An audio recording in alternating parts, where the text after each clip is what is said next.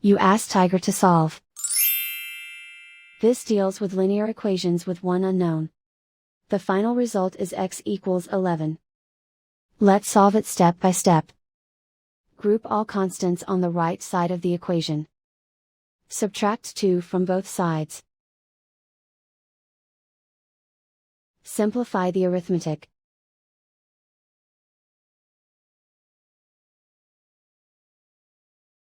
Isolate the k.